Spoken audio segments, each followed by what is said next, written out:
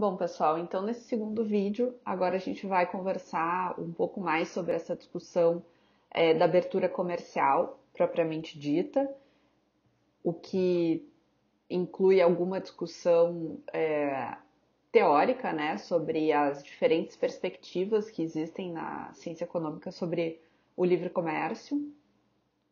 E vou fazer também algumas relações com aquilo que vocês viram no início da disciplina com o professor Marcelo e apresentar alguns dados de comércio exterior, tanto do mundo quanto do Brasil.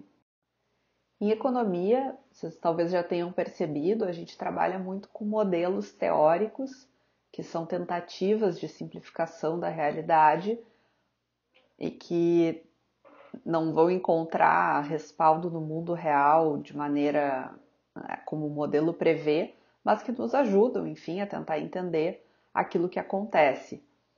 Uma dessas simplificações que a teoria faz é a ideia das economias fechadas versus as economias abertas.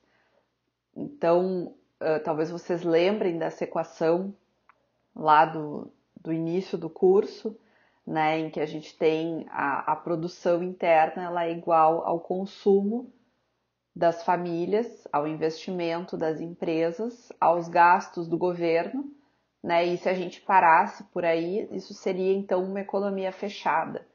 Os primeiros modelos, né, quando você está num curso de graduação de economia que se aprende, usualmente a gente começa apresentando para os alunos até aí. E aí depois, então, se introduz a demanda externa, né, que aí, então, e a abertura da economia para o exterior, que significa, então, que também os estrangeiros, né, vão consumir os produtos domésticos e os residentes vão consumir aquilo que o resto do mundo produz. Então, vocês notem, né, nessa equação que as exportações, a gente soma, né, a renda interna, enquanto as importações a gente subtrai.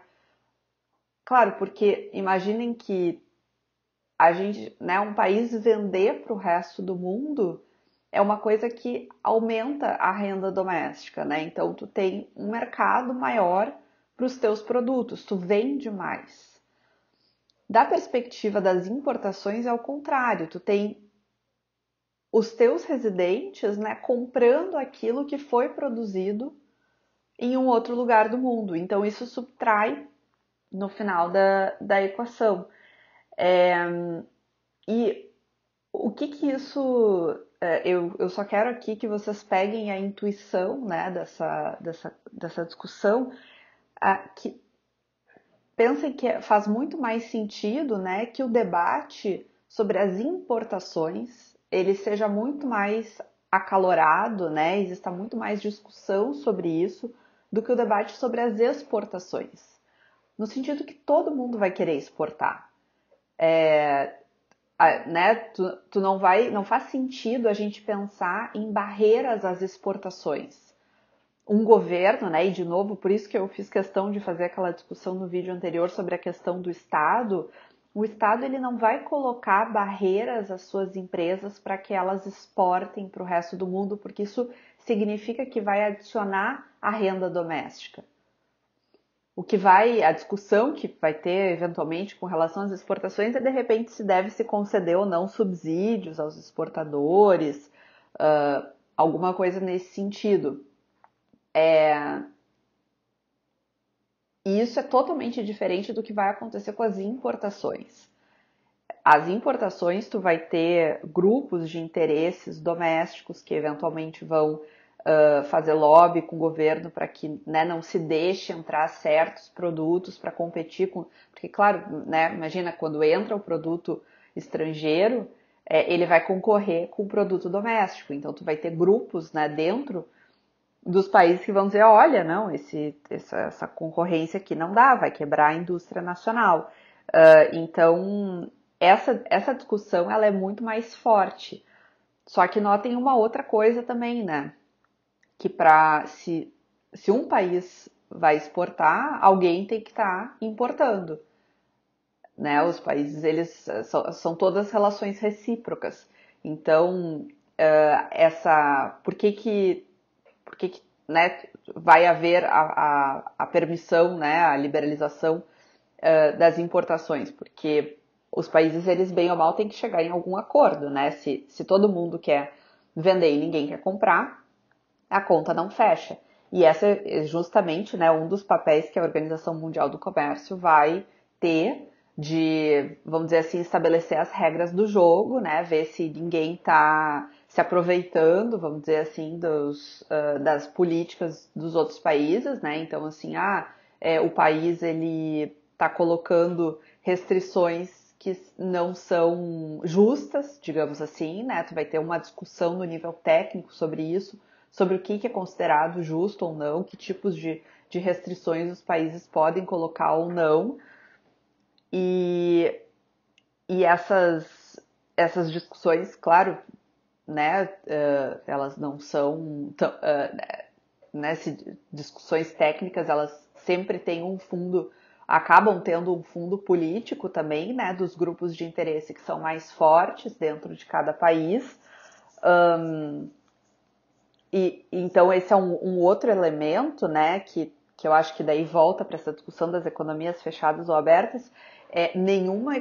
Essa abertura, ela dificilmente vai ser homogênea, né? Mesmo que a gente tenha economias mais fechadas e mais abertas, essa abertura ela não acontece na mesma intensidade, da mesma forma para todos os setores da economia.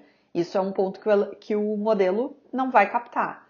Né? Essas são, vamos dizer assim, discussões mais qualitativas, mais subjetivas né, da economia que o modelo não pega. Né? A gente, quando está apresentando o modelo e, enfim, fazendo essa discussão mais teórica, mais inicial, a gente simplesmente trata com uma economia totalmente fechada ou uma economia totalmente aberta, o que dificilmente acontece na prática. Então, eu queria chamar a atenção de vocês, assim, nessa parte inicial, para que vocês conheçam isso, né? Peguem a intuição dessa discussão das barreiras às importações, e, e entendam, né, que, enfim, faz parte do uso, né, de um modelo teórico que a gente não consegue transpor ele inteiramente para a prática, mas ele nos ajuda, de certa maneira, assim, a entender a realidade. E essas barreiras, então, elas podem, né, essas restrições às importações, elas podem ser percebidas ou divididas em duas grandes categorias: as barreiras tarifárias e as barreiras não tarifárias.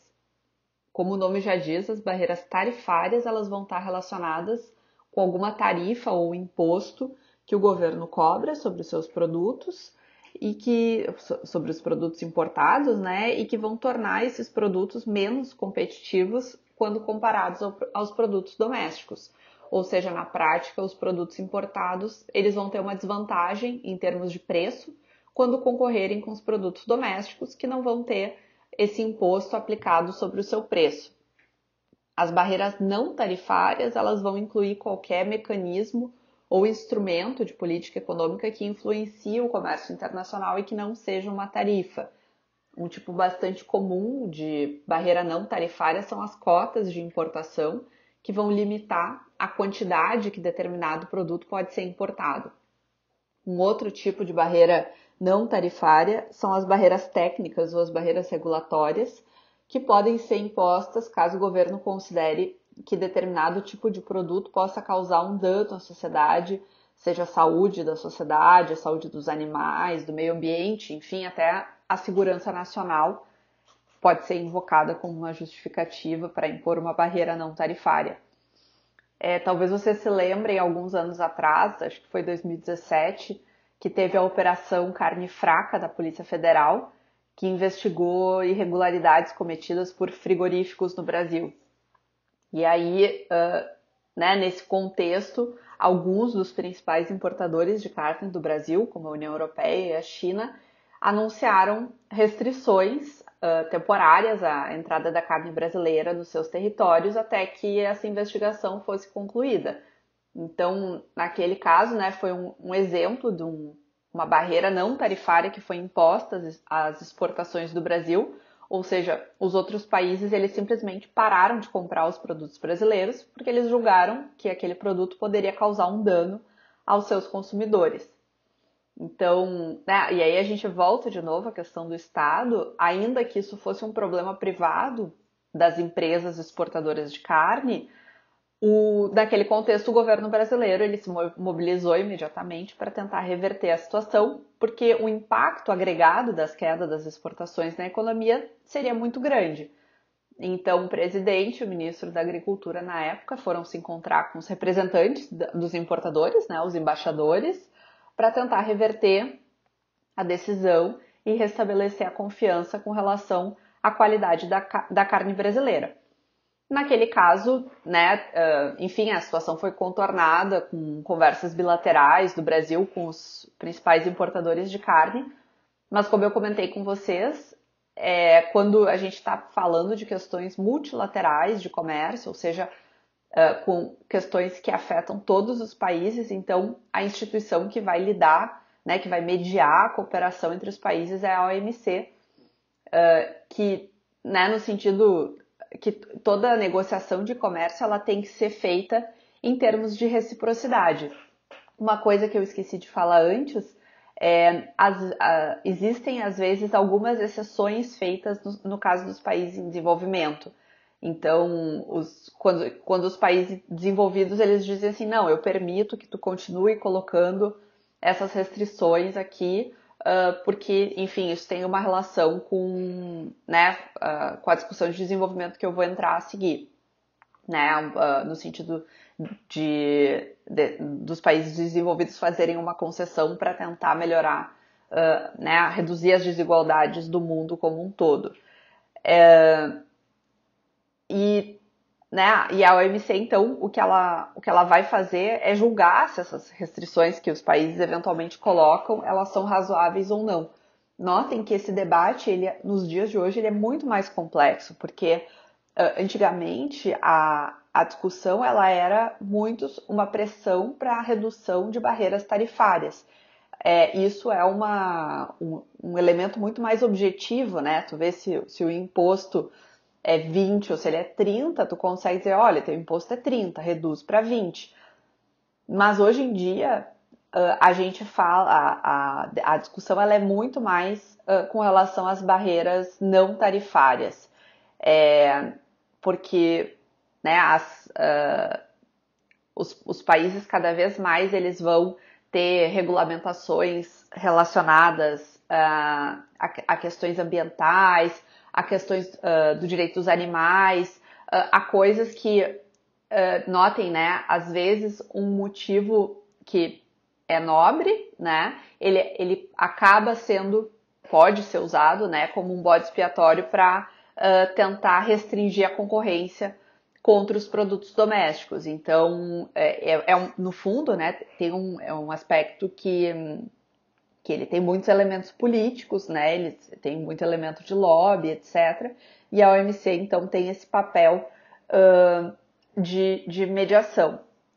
Notem também uma outra coisa, né, que vocês podem imaginar que em momentos de crise econômica, a tendência dos países de se fecharem com relação ao comércio, né, de aumentar as barreiras para que os outros usufruam, digamos assim, do seu mercado, ela é muito maior. E, ao mesmo tempo, né, como tem essa questão da reciprocidade, se todo mundo faz isso, tu gera um problema para a recuperação econômica do mundo como um todo. Um caso clássico, né, muito estudado sobre isso, é um aumento de tarifa que os Estados Unidos fizeram no pós-crise de 29 e que, né, naquela época, os Estados Unidos já eram, né, uma das principais economias, né, se consolidou então no pós-guerra, mas naquele momento já era muito... né, tinha relações com o mundo inteiro e os Estados Unidos eles colocam naquela época uma tarifa super alta nas importações de outros países. E aí o que acontece que, né, então eles reduzem muito o mercado para o resto do mundo e o resto do mundo também, né, reciprocamente também aumenta e aí meio que todo mundo para, né, o comércio internacional cai muito e, e aquilo dificulta muito a recuperação econômica do mundo como um todo e, enfim, vai estar relacionado com dificuldades econômicas que vão ser um dos pontos, né, das origens e das tensões que vão acabar levando à Segunda Guerra Mundial. Então, quando se discute duas coisas sobre isso, né? Quando se discute a reconstrução do pós-guerra, uma das principais coisas vai ser criar um ambiente que favoreça o comércio multilateral. E aí a gente não vai falar disso nessa disciplina, mas a questão da estabilidade cambial era muito importante. E a outra coisa é que quando teve a crise de 2008, teve uma discussão muito forte, assim, o ambiente dos líderes internacionais naquela época favoreceu um pouco esse diálogo, mas enfim, que era assim, olha, a gente não pode repetir os erros do pós-crise de 29, porque o resultado agregado, né, para o mundo como um todo, para a economia internacional, ele é muito ruim, né? Vamos fazer um esforço de cooperação e tentar que os países não se fechem, porque isso vai prejudicar a economia como um todo. Claro que não é uma coisa exatamente fácil de se fazer, né? Mas então esses momentos de crise são momentos em que essas tensões elas tendem a aumentar ainda mais. Antes de eu apresentar os dados para vocês, eu acho que uma outra questão importante de apresentar é a discussão teórica que existe em economia sobre o livre comércio, né? Sobre os benefícios do livre comércio. Então, pensem assim, por que a gente tem uma instituição a OMC, que vai buscar estabelecer, né, reduzir as barreiras ao livre comércio, porque mais ou menos é um pouco, né, o que a OMC faz. Ela vai, claro, tentar estabelecer as regras do jogo, as regras justas, mas no fundo ela também, né, vai no sentido de uma liberalização do comércio. E essa perspectiva, né, ela tem um respaldo na teoria mais clássica de economia, que vai dizer, então, que o livre comércio, ele vai estar associado com uma melhor alocação dos recursos, que vai estar associado com ganhos de eficiência econômica, com maior crescimento econômico, com maior investimento, com maior produtividade das economias. Então, por essa perspectiva teórica, a recomendação vai ser, olha, países, especialmente países em desenvolvimento, liberalizem o comércio, né, reduzam as restrições, porque isso vai fazer com que as suas economias sejam mais eficientes, que as suas economias cresçam mais e que vocês se desenvolvam. Essa perspectiva, ela, apesar de ser, vamos dizer assim, talvez a dominante, né, ela é bastante contestada. Então, eu coloquei uma referência ali para vocês do texto do Rodrigues e do Roderick, que são dois economistas que fizeram um texto bastante influente, né, que, enfim, existem muitos outros, mas essa talvez seja uma das principais referências que meio que coloca um contraponto a essa visão, dizendo assim, olha, se a gente for olhar os dados, etc., não se consegue estabelecer uma relação clara entre a redução das barreiras ao comércio e o crescimento econômico. E, né, então, enfim, isso é uma discussão bastante intensa na economia e ela, de certa maneira, também se junta com a discussão de desenvolvimento econômico, que eu pretendo comentar um pouco sobre isso a partir da perspectiva da inserção dos países em desenvolvimento nas cadeias globais de valor, que né, vamos dizer assim, aonde que os países se inserem, né, o que tipo de produtos eles produzem e eles exportam, faz diferença em termos afeta, né, a geração de renda e emprego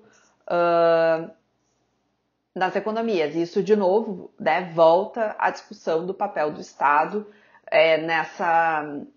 em como que isso acontece, como que essa integração dos países com o resto do mundo acontece. E, enfim, eu só queria introduzir essa discussão agora, mas eu vou deixar para a gente aprofundar ela mais na nossa última aula.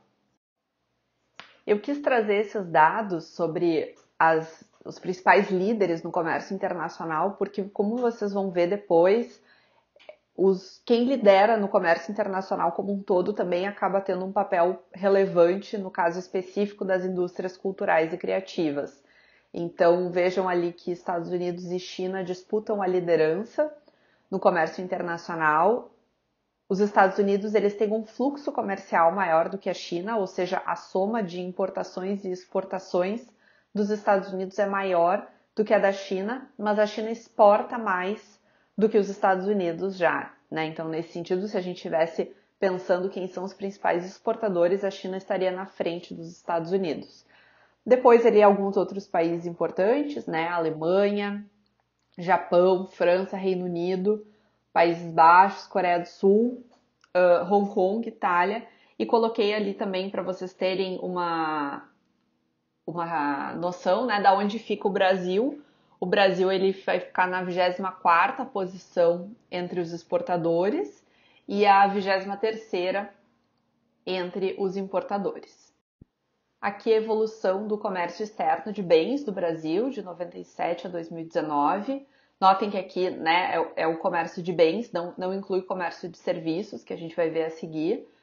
Lembra que em algum momento eu acho que eu comentei que o Brasil ele normalmente tem um superávit na balança comercial, o que significa, né, que o Brasil exporta mais do que ele importa. Tem um movimento que é bem interessante da gente notar ali, notem que a partir mais ou menos de 2001, 2002, mais intensamente a partir de 2003 até 2008, né, que foi quando teve uma grande queda no comércio internacional em função da crise de 2008, a gente tem um aumento super expressivo das exportações brasileiras, né, e nessa época percebam que as importações elas também estão aumentando, mas o ganho que o Brasil teve nessa época com as exportações ele foi tão grande que o saldo da balança comercial, que usualmente era, né, superavitário, mas ele foi tão superavitário que ele foi o suficiente para compensar o déficit que se tem, né, no pagamento de juros, lucros e dividendos lá. E então, nesses anos de 2003 até 2007, o saldo da balança comercial ele foi grande o suficiente para gerar um superávit em transações correntes. Então, esses anos são anos que, fora do que normalmente acontece, né, fora do que a gente normalmente vê nos dados do Brasil, foram anos em que o Brasil teve superávit em transações correntes, né? Então, a posição internacional de investimento do Brasil nesses anos, ela não estava piorando, ela estava melhorando, né? E isso foi, enfim, um período bastante específico. Ele está relacionado com o boom das commodities, que tem início mais ou menos na mesma época, né? E que a gente consegue relacionar muito fortemente com a dinâmica gerada a partir da China. A China ela entra na OMC em 2001, ela é, né, considerada um membro pleno da OMC em 2000, foram mais de 10 anos de negociações para que isso acontecesse. E, né, essa entrada da China ela muda muito a dinâmica da economia internacional e o Brasil ele surge, né, como um vendedor de produtos que a China tinha bastante demanda, então o Brasil vendia muito para a China. Aí quando acontece essa queda, né, de 2008 para 2009, é uma queda, né, vocês imaginem, o mundo estava passando por uma enorme crise global, cujo centro da crise era os Estados Unidos, e a China não, né, a China continuava crescendo. Então, nesse momento, a China passa a ser, 2009, o principal parceiro comercial do Brasil, que até então era os Estados Unidos, e aí fica, né, China em primeiro lugar, Estados Unidos e Argentina como terceiro maior parceiro comercial. Então, assim, aí vocês conseguem ter uma visão geral, né, de como é que tem se comportado a balança comercial brasileira do lado dos bens, né, nesse período de 97 até 2019. A questão do comércio externo de serviços, ela é bem diferente. Notem que o gráfico começa só em 2014 e vai até 2018. Tem, né, a base de dados ela é muito mais recente. O volume de serviços que o Brasil comercializa também é muito menor em comparação ao comércio de bens. É muito menos expressivo para a gente, né? Então, enfim, e a gente tem um déficit, né, no comércio de serviços. Notem ali que o Brasil importa mais do que exporta. Então, eu só quis chamar a atenção dessa diferenciação, porque muitas vezes a gente, quando olha os dados, né, justamente porque no Brasil o comércio de serviços ele tem uma importância menor, digamos assim, do que o comércio de bens, os relatórios acabam focando muito na questão do comércio de bens e nem sempre fazem essa diferenciação do comércio externo de serviços. Então é importante que vocês atentem para isso, porque dependendo, né, especialmente no caso das indústrias culturais e criativas, pode ser importante. No caso de outros países, o Reino Unido me vem à cabeça, por exemplo, para eles essa diferenciação é muito importante porque o comércio externo deles de serviços é bem expressivo. Então, enfim, é um ponto que acho que cabe chamar a atenção e saber que tem essa diferenciação nas bases de dados, etc. Uma coisa que chama atenção, eventualmente aparece em discussões na mídia, etc., é que né, a posição do Brasil no comércio internacional, ela contrasta com o tamanho da economia brasileira. E eu trouxe, né, no capítulo para vocês, então, tanto o PIB, se a gente mede ele em dólares correntes, quanto em paridade do poder de compra. O Brasil aparece entre as 10 maiores economias, né? E mesmo assim tá lá depois da 20ª posição em termos da participação no comércio internacional.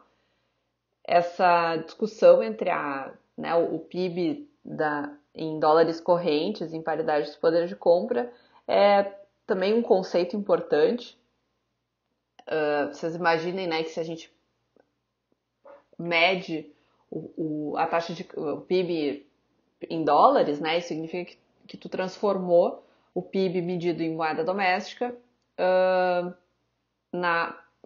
para o câmbio em dólares. E pensem no caso do Brasil, por exemplo, né? Pensem quanto que a taxa de câmbio do Brasil varia de ano a ano e quanto que isso pode influenciar, né, o resultado final do PIB. Então, uma outra maneira da gente comparar os países, né, e tentar... Isso sempre é um problema em economia, né, porque é muito difícil a gente ter medidas exatas, então sempre tem aproximações, tentativas, criação de índice, etc., mas muito complicado, até a própria discussão, né, das indústrias culturais e criativas, eu vou falar um pouco disso no próximo vídeo. É difícil a gente delimitar, né, o que entra, o que não entra, mas enfim, voltando aqui para a discussão do PIB, uma maneira alternativa é a medida da paridade do poder de compra, que aí a gente não considera essa transformação da taxa de câmbio, mas sim o quanto que se compra, né, se consegue comprar dentro do país com, né,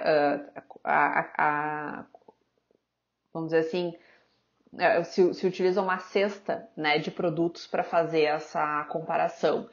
E aí, com isso, a gente teria uma comparação talvez um pouco mais justa do nível, do padrão de vida, né, de cada economia. Mas, enfim, também é uma medida sujeita a limitações, né? Eu só acho que é legal, assim, importante vocês saberem que existem essas duas maneiras da gente medir o PIB, né? São duas maneiras bastante comuns de serem utilizadas, de aparecerem pelo PIB em dólares correntes. Os Estados Unidos é a maior economia e em PPC é a China. Essa diferença entre o tamanho da economia brasileira e a participação do Brasil no comércio internacional aparece quando a gente olha o grau de abertura econômica, o coeficiente de abertura comercial, né, que vai mostrar então quanto que determinada economia exporta e importa, né, um fluxo comercial em relação à sua dimensão econômica e não em valores absolutos, né? Então, esse grau de abertura econômica ele vai ser calculado a partir da soma das exportações e das importações em relação ao PIB. E por essa medida, o Brasil é uma economia relativamente fechada, né? O grau de abertura vem aumentando um pouquinho nos últimos anos, mas no geral, se a gente comparar com outros países, né, permanece sendo uma economia relativamente fechada.